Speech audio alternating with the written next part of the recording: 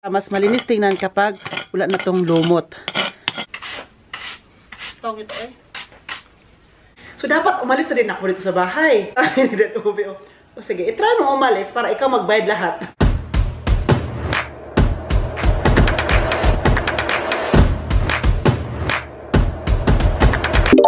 Hello ka guys! Welcome back to another vlog. Yes, so may Oliver Gamiker.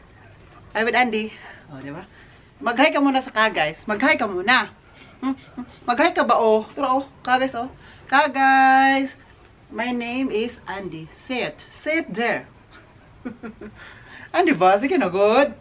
Sige na ba mag-hi ka sa ka guys. Sige na good Andy. Hindi ka pwede mag-snubber ha. Walang kain ha. Walang kain ha. Tapos sabi, kung hindi ka mag-hi, di iwag. Hindi kita pinipilit. Sabi ko sa iyo. Oh, sorry. Yung pet mo. So ka guys, dito po tayo. Dito tayo para meron tayong light and shining armor. Dito tayo kasi po maglinis tayo ngayon sa bahay. Dito sa terrace kasi itong boden. Nito. Ito ba? Ito. Yung may mga bato-bato. Tapos meron na siyang lumot-lumot kasi pag summer, lumalabas yung lumot. Diba? Kapag winter kasi, wala siyang lumot kasi po, meron naman siyang mas snow. So ngayon, kapag summer, ano siya, may lumot-lumot dito. So kailangan rin kunin, maglisay dito. I know, hindi ko to siya matatapos-tapos kasi ang lawak nitong terrace namin. Siya, ang lawak. Galing dito, and then papunta doon. So, hindi ko kaya kasi maliit yan siya, tapos dapat isa-isahin, diba? So, at least mag-start tayo para bukas ulit, mag-ano man tayo, tapos tomorrow, after tomorrow, so hanggang matapos siya, hanggang malinis siya tingnan. Kasi dito kami kumakain kapag summer, at saka yung mabisita din natin. So, ngayon, dahil wala yung mga parents ko, wala sila ngayon dito, nagbakasyon po sila. So, naiwan kami ngayon ulit ni Andy. So, palagi sila nagbakasyon. Diba? Sinasagad nyo talaga ako. Char. While nagkikwento po tayo, mag-start na po tayo maglinis. Kuning, ano ko lang muna pa dito. Mag-start na po tayo. So, alam nyo ba yung ano ko guys, yung minimin ko, what I mean na linisan dapat? Ito ba? Gamit ito. Ito ang gamitin natin. Kasi, alam mo itong ganito oh. Ito ang kunin natin. Ipaano ko sa inyo ha. Nakita niyo itong lumot-lumot na to. Ayan, yung mga lumot na yan. Ayan. So, ganito siya pagkuha. Dapat, i-ano lang siya. Hanggang, gano'n siya. Ayan. Ayan, oh. Ayan. So, diba? So, hindi siya madali. Hindi siya madali kasi po, hinahinay. Tapos, maliit siya. So, dapat ito tayo magsa-start para walang inaapakan. Ay, walang nauuna, walang nauhuli. Walang inaapakan. So, kailangan gano. Ayan. Ganito siya, di ba? Di ba ka, guys?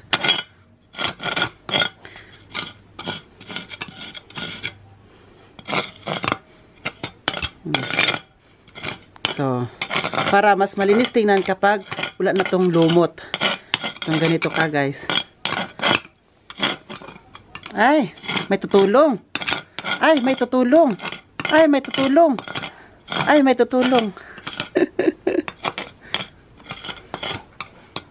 Ayan oh. Ayan. So, ano natin dito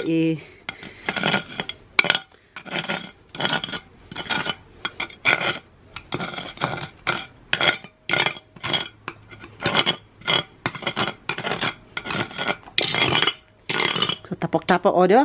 Ang dami na, no, diba? So, hanggang dito siya start ako. Hanggang doon. O, diba? Sabi ko sa inyo ka, guys. Hanggang dyan yan ka, guys. Oo. So, ganoon siya. Nahinayin natin hanggang matapos tayo. Kasi po ngayon, may guest akong hinihintay. So, while waiting tayo sa guest, dapat may gagawin din tayo dito para magiging productive ang ating buhay. At saka, hindi tayo mag-isip-isip ng mga negative, no? So, kailangan, may gagawin tayo para malibang. Kung sa Bisaya pa, malibang, iba yun. Kung sa Tagalog, iba din. So, kung Bisaya ka, alam mo yung malibang. So, malibang yung ano mo, yung iniisip mo ba? Ma-divert into this. Hindi yung palagi ka naisip in, ano yung negative, hanggang maging negative ka, hanggang maging toxic ka, kasi negative ka naman palagi yung nasa isipan mo at saka sa bibig na lumalabas. So, magiging toxic ka. So, kailangan, kasi ito ay one of the exercise din siya, di ba? Maglinis-lis tayo. Exercise to. So, maganda din maglinis sa bakuran ka, guys. Uy, nalala ko pa dati nung sa Pilipinas, palagi ako naglinis ng bakuran everyday. Yung nandun pa ako sa kuya ko nakatira. Tapos nung nag-working student ako doon sa Toril Davao. Ang unang gagawin ko pag morning, maglinis sa bahay, sa labas, manilhig, magwalis, kain ng bata, di ba? Bata man, binibinta. Bata man ang trabaho ko dati. Babysitter, tapos hindi lang yun, maglaba. Dami kong ginagawa dati kagad, maglaba, maglinis sa bahay. So, paggabi, pagod na ako. Tapos dati, nung sa Toril ako guys, sa araw kasi mag-isa ako. Kasi yung pinsan ko, meron silang, ito eh, parang warehouse, ano. So, ako lang sa bahay at yung bata. So, mas gusto ko yung ako lang mag-isa kasi makalinis-linis ako.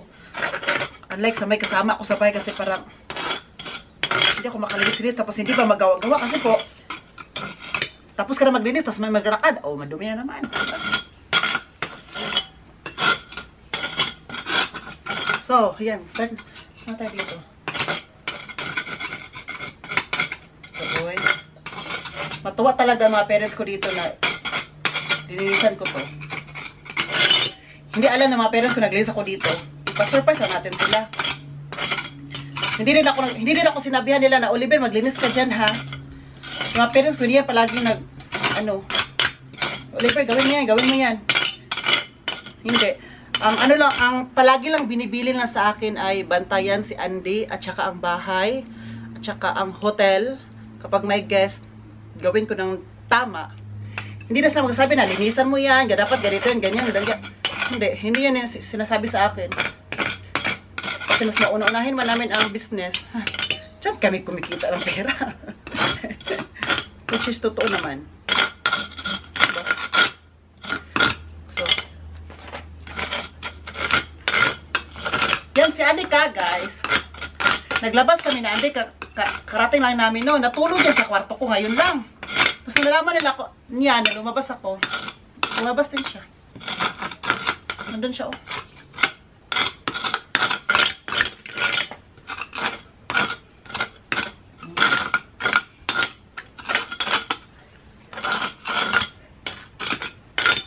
Pangit ang panahon yung guys eh, palag umuulan, init, ulan, init. I think fiesta sa langit.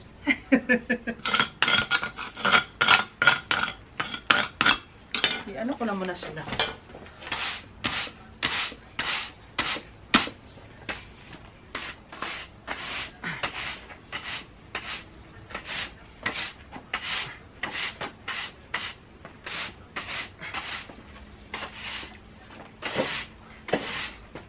Dati guys, si Dad Egbert, meron siyang ginagawa dito sa lumot.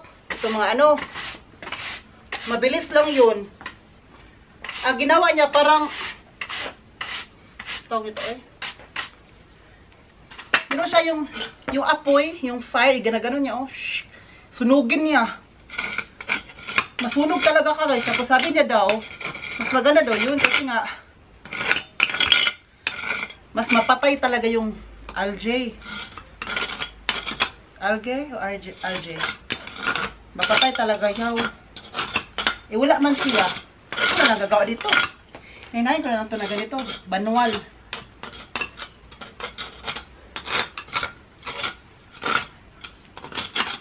Manualin natin.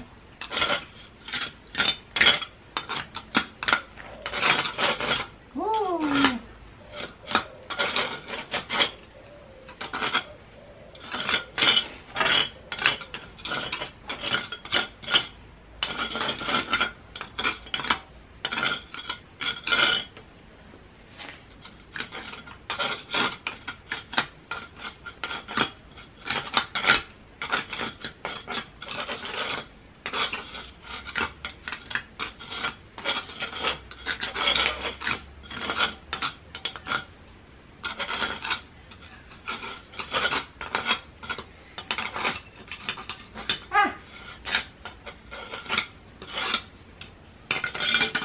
galing ba?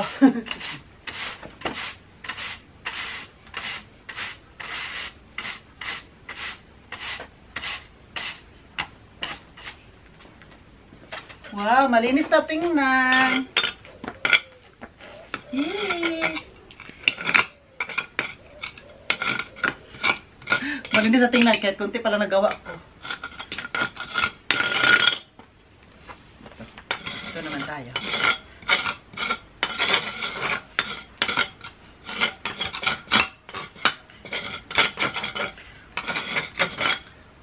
Ayan na, umuulan na. Nag-start na talaga ang ulan. Nasabi ko talaga sa ulan na to.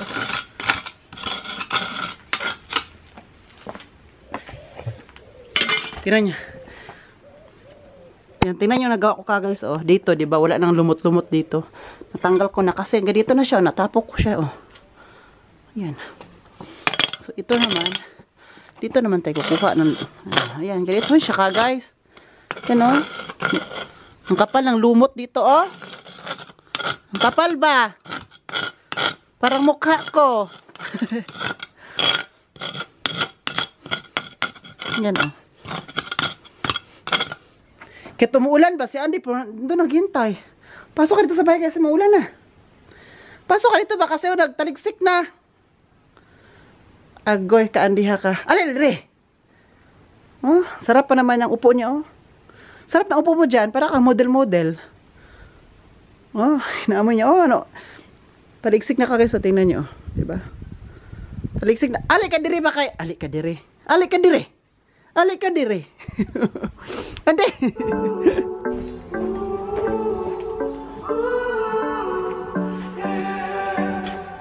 These skies have a different light. Why noise that keeps me up at night? I can't help but think back to you. I wish that I could find a face that I would recognize. I replay the memory of you. It's been hard, you know I wanted to stay, caught us off guard, but there was no other way. Did you wait? 'Cause I've been counting the days, and I'm calling up to say I'm coming home to you. I'm coming home to you. I'm coming home to you.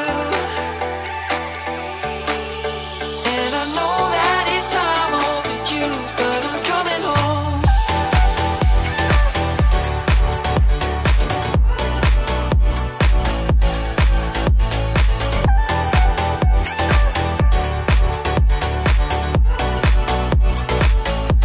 I'm coming home to you. I'm coming home to you. I'm coming home to you. And I know that it's time overdue, but I'm coming home. Hold on to my embrace this time, I promise it won't break. I'm hoping that things haven't changed. Life took us far apart, but it never took away my heart. Have you been holding it safe? 'Cause it's been hard, you know I wanted to stay, caught us off guard, but there was no other way. Did you wait? 'Cause I've been counting the days, and I'm calling up to say I'm coming home to you. I'm coming home to you. I'm coming home to you. And I know that it's time overdue, but I'm coming home.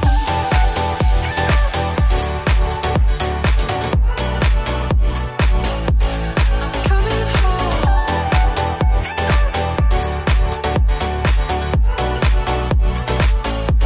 I'm coming home to you. I'm coming home to you. I'm coming. Ayan ka guys. Hindi pa ako tapos doon, pero sa half pa lang. At least, merong progress na nangyayari doon sa terrace o terase na nilinisan natin. So, I think tomorrow, gagawin, hindi ako yan magawa pala tomorrow. Kasi tomorrow, sa hotel po, ay check out lahat. Check lahat. Full kasi kami dito. Tapos check out lahat. So, kailangan kong trabuhin muna ang hotel. So, kasi para bagong check-in. Kasi ako lang mag-isa ngayon, di ba? Kasi may bakasyon ng mga parents ko. So, hindi ko muna siya magawa kasi wala na akong lakas kapag gagawin ko pa yan. So, kasi mauna yung hotel, diba? Tapos, ano pa. So, ngayon, yan ko, gutom. So, painit tayo ng aking ulam. Opo, pinapainit ko lang siya muna ngayon. Gibati ko kagutom kagad. Kasi, kaya dito, 2 hours ako linis, 2 hours. Pero at least, merong, maganda na siya tingnan. Like, malinis siya tingnan. Hindi na siya totally malinis, 100% malinis, but malinis siya sa mata. So, gibati ko kagutom. Ngayon, mag-init tayo ng ulam ko. Ang ulam ko po ngayon ay, ano siya, munggos. Munggos na merong karning manok. Kasi sabihin naman ba, karning baboy. Alam nyo, di ba, palagi ko sinasabi na karning baboy. Pag dinig nyo po pala kagad is karning baboy. Ang palagi ko sinasabi po guys, karning baboy. I know, marami nag-comment siyan. Kino-correct ako. Pero ang sinasabi ko naman kasi is karning baboy. Hindi lang maano yung R. So, pag dinig nyo is karning baboy. Which is, hindi yun. Karning baboy yun. Karning baboy. So, ito naman is karning manok. Na may gulay, munggos. Niluto ko yan to kahapon. So, ngayon, painit-initin natin. Nagluto na ako ng rice. Alam nyo guys, may kwento ko sa kayo guys. While nagpa-init-init tayo dito. Yung mga parents ko kasi umalis nung nakarang araw. Alam nyo, yung bakasyon nila nito, nasa Berlin sila ngayon. Oo. Nasa part of Berlin. Oo. Alam nyo yung pagbakasyon nila ka, guys. Grabe ba, maka-amaze.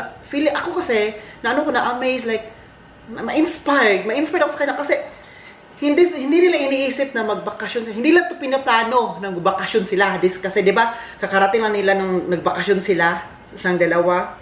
Tapos, nag-stay lang sa dito, tapos bakasyon ulit. Wala silang plano magbakasyon ngayon kasi dapat ang bakasyon nila next naman is August, September, ganon. Nung araw kasi, yung kasi namin dito, mga guests sa hotel is 1 week sila magstay. Mga trabahante ba? So 1 week. Bukas mag-check out kasi sila. So, linisan ko, tapos balik naman ulit pag another day. Sabi ni Dad Uwe, kasi kumakain kami sa labas. Alam yung kumakain kami nung flamlax, yung nagluto kami ng isda, yung salmon. Why not mag-bakasyon kami bukas?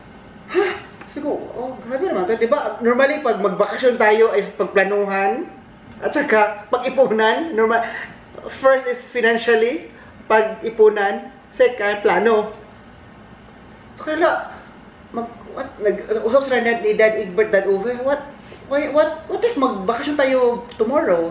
Punta tayo ng harapan tayo ng place na hindi pa rin natin na masyado napuntahan at saka yun, na-miss natin. Alam mo, gusto ako nakikinig kasi tatlo kasi kami doon na kumakain. Sabi ko, wow, sana sabi ko pa doon na, wow, bakasyon na naman. Sabi ko sa kanila binibiro ko, sabi ko, grabe kayo no, kasi pag gusto nyo mabakasyon, ngayon, pina-abrabis magawa ninyo. Ako, or normally, pagplanuhan na ipunan pa ang gano'n, di ba? Sa inyo, todo, diretso na, immediately. Pag gusto agad. Ako sa kailangan kagis ko, sabi ko, kasi sana, I hope soon. Pero, in the long run, maano din natin yan. Ito din ang sabi palagi ni Dad Egbert, Dad Oliver, always save for, yung for rainy season. Yes. Alam niyo naman, di ba? Ngayon, summer, kailangan, palagi ka nagsasave para for rainy season. So, it means, palagi kang mag-save ng pera kasi kapag, in case of emergency, in case of may mayari at least meron kang hugutin na pera, guys. Paano ko ba? O saan mo siya iniipon? Ganon. Yun ang sabi nila. And then, sabi na kasi sila kaki. So, ito sinabi na sa akin. Alam mo, Oliver, bata pa kasi kami. Nagtrabaho na kami. 12 years old, 13 years old. Nagtatrabaho na kami. Which is normal lang po yan dito sa Germany. Mga bata. Marunong na sila magbanat ng buto. Mga ganong edad. 12, 13, ganon.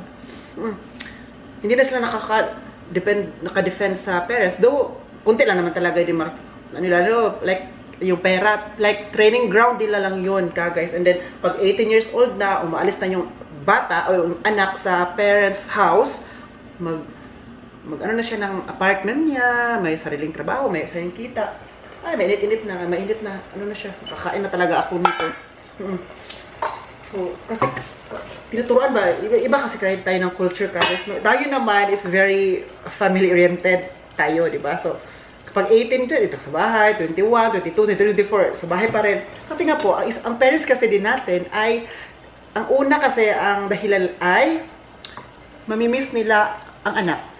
Lalo na, parents no, mamimiss nila, dugot laman nila yan. Mamimiss nila, tapos mawala sa bahay nila, or hindi naman mawala, like, aalis na sa bahay, mag-ibang bahay na, gano'n, di ba? Mamimiss nila, di ba? Ang parents na, kasi dugot lang, okay lang kapag magkapatid kasi okay, carry lang, pero ang mama at papa, ma-emosyonal. Lalo na, mama, emosyonal, oh, namiss ko si ano, yung anak ko, gano'n. Diba? So, yun yung culture natin. Sa kanila naman dito, dapat 18 years old, alis ka na sa bahay dito ha, huwag kang mapakain na sa akin. Ha? Charot. Yun na ang culture naman nila. So, ano ako na-amaze. Which is, no, good kasi po, like, tumatanda tayo, may sarili tayong pera, and at saka, wala na yung parents natin, at least we know how to earn money alone, independent, di ba? Ano sabi ng mga parents sa akin guys? So, sabi ko sa mga parents ko, ginujoke ko dito. Sabi ko, that over that Igford, kasi ako dito kasi, di ba anak nyo na ako ngayon. Tapos, 30 years old na ako, di ba? Dapat 18 years old, umaalis na sa bahay. Joke lang to, sabi ko sa kanila. So, dapat umalis na rin ako dito sa bahay. Umalis na rin ako sa bahay kasi, ano man, kasi nga, 30 na ako. Di ba, ganito ang culture ng Germany. Sabi ni Dad Uwe, o sige, itry mo umalis para ikaw magbayad lahat. Ng apartment to, ng tubig, kuryente, at saka internet. O, try mo kung makaya mo. sabi niya ni Dad Uwe. Sabi niya doon, itry mo, Oliver. Sabi ko, o sige, joke lang guys. Sabi na Dad Egbert, no, it's joke. Hindi namin kaya na mawala ka dito. Kasi kung mawala ka na dito, for example, mag-ibang apartment ka na, mabore ang bahay, wala nang tumatawa, wala na kiat-kiat dire. Wala kiat-kiat dire. Tsaka, di ba, inaampon ka din namin kasi nga, gusto namin na may anak. So, meron kami kasama sa bahay. So, gusto mo umalis? So, joke lang kaya. So, ako rin umalis, no? Yun, nashock ako kami. Like, you know what I mean? Oo, grabe. Grabe talaga, oo. So, ngayon, kakain na po pala ako. Ito po yung munggos natin. Tapos may, mga ano yan, mga gulay-gulay. Nakita niyo ba ito guys? Ito? Nakita niyo yan, di ba? Kasi may mataman kayo. Pimple po yun. Oo, tapos galit na galit si Dad Egbert sa akin at si Dad Uwe. Sabi niya, Oliver, bakit ka nagka-pimple dito? Tapos, ginanon ko yung pimple kasi ginanon ko siya, ginanon. Dapat kasi kapag i-ano ko siya, ganon, tawag nito, dapat mailagay agad ako na aftershave. Kasi yun ang gamot para mawala, walang marka. Hindi ko man nalagyan. Yeah, pinagalitan ako. Mga parents ko, magalit yan sila kapag, I mean, very caring yan sila kapag may pimple ako. Sila talaga agad gamot kasi ayun na may mukha ko na pimple. Makita niyo ba itong ganito? Hindi yan pimple na, baka sabihin yung pimple yan. Na may sa mukha ko kasi hindi man ako tao, hindi ako yung kasing tao na palagi may pimple. Pag may pimple ako, sila unang masasad, mag-care agad, ay agad yan kasi tawag nito, gamutin agad. Si Dad Uwe marunong gumamot niyan, tapos walang marka. Ako kasi matigas ang ulo, di ba, nagkamarka. I hope mawala siya. Yan to.